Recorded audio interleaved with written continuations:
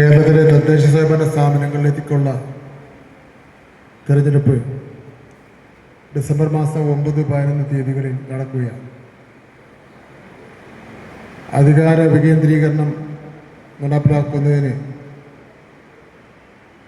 പ്രതിജ്ഞാബദ്ധമായ നിലപാടാണ് കേരളത്തിലെ ഇടതുപക്ഷ ജനാധിപത്യ മുന്നണി സ്വീകരിച്ചിരിക്കുന്നത്. 1957 EMS ചെയർമാനായിട്ടുള്ള ഭരണപരിഷ്കാര കമ്മീഷന്റെ ശുപാർശ തന്നെ അധികാര വികേന്ദ്രീകരണം നടപ്പിലാക്കണമെന്നായിരുന്നു. തുടർന്ന് LDF സർക്കാരുകൾ അധികാരത്തിൽ വന്ന ഘട്ടങ്ങളിലെല്ലാം അത് നടപ്പിലാക്കുന്നതിനാണ് പരിശ്രമിച്ചിട്ടുള്ളത്. 2016 അധികാരത്തിൽ വന്ന LDF സർക്കാരാണ് തദ്ദേശ സ്വയംഭരണ വകുപ്പ് സ്ഥാപനങ്ങളെ വീണ്ടും ഒറ്റ വകുപ്പിൻ്റെ കീഴിൽ കൊണ്ടുവന്നിട്ടുള്ളത്. പദ്ധതി വിഹിതത്തിൻ്റെ 28% തദ്ദേശ സ്വയംഭരണ സ്ഥാപനങ്ങൾക്ക് നൽകിക്കൊണ്ട് അധികാര വികേന്ദ്രീകരണത്തെ കൂടുതൽ മുന്നോട്ട് കൊണ്ടുപോകുന്നതിനാണ് LDF സർക്കാർ പരിശ്രമിച്ചിട്ടുള്ളത്. അത്തരത്തിലുള്ള ഒരു ഇടപെടലാണ് കേരളത്തിലെ പ്രകൃതി ദുരന്തങ്ങളെയും പകർച്ചവ്യാധികളെയും മറികടക്കുന്ന വിധം കേരളത്തെ മുന്നോട്ട് കൊണ്ടുപോയത്. അധികാര വികേന്ദ്രീകരണം നിലനിൽക്കണമെന്നുണ്ടെങ്കിൽ ഇടതുപക്ഷ ജനാധിപത്യ മുന്നണി സർക്കാരിനെ അധികാരത്തിൽ കൊണ്ടുവരികയാണ് ഏറ്റവും പ്രധാനം. പ്രകടന പത്രികയിൽ ജനങ്ങൾക്ക് നൽകിയ വാഗ്ദാനങ്ങൾ കേന്ദ്ര സർക്കാരിൻ്റെ സാമ്പത്തിക ഉപരോധത്തെ മറികടന്നുകൊണ്ട് LDF ഗവൺമെൻറ് നടപ്പിലാക്കുകയാണ്. 2011 മുതൽ 2016 വരെ കേരളം ഭരിച്ചിരുന്നത് UDF സർക്കാരാണ്. സമസ്ത മേഖലയും തകർക്കുന്ന സമീപനമാണ് അവർ സ്വീകരിച്ചിരുന്നത്. കേരളത്തിൻ്റെ സാമ്പത്തിക വളർച്ച 4% ഇടിയുന്ന നില വന്നു.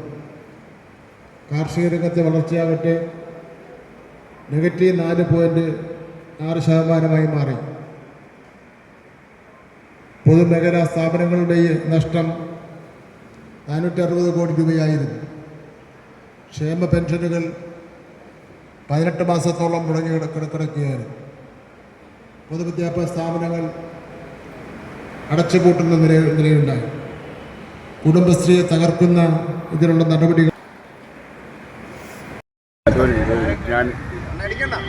അല്ലല്ല, ഇത് ഇന്നത്തെ വൈകുന്നേരം വരും, രാത്രി 8 മണിക്ക്.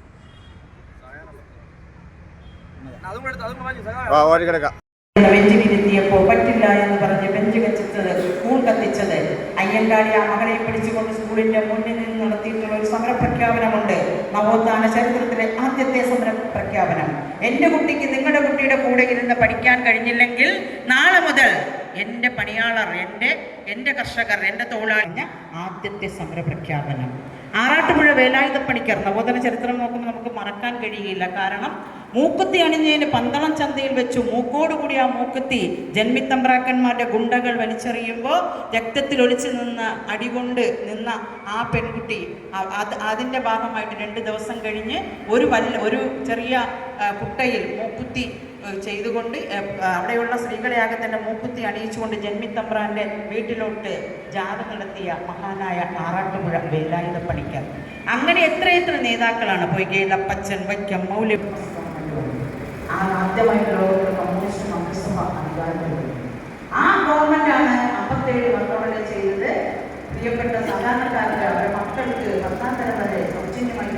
അതുപോലെ തന്നെ ഭൂപരിഷ്കരണ ബില്ല് കൊണ്ടുവന്നു. ഗംഭീര പുരയിടത്തിൽ പണിയെടുക്കുന്ന കർഷകരെ സംബന്ധിച്ച്, കർഷക തൊഴിലാളിയെ സംബന്ധിച്ച് വർഷങ്ങളായി പണിയെടുത്താലും രാവിലെ ജന്മിയൊന്ന് ഉണർന്നൊരു ദേഷ്യം വരികയാണെങ്കിൽ ഇറങ്ങിപ്പോകാൻ പറഞ്ഞാൽ ഭാര്യയെ പിടിച്ച് കുട്ടിയെ പിടിച്ച് ഉള്ള തുണിപാണ്ടാരം എടുത്തുകൊണ്ട് ഇറങ്ങിപ്പോകേണ്ട അവസ്ഥയായിരിക്കും.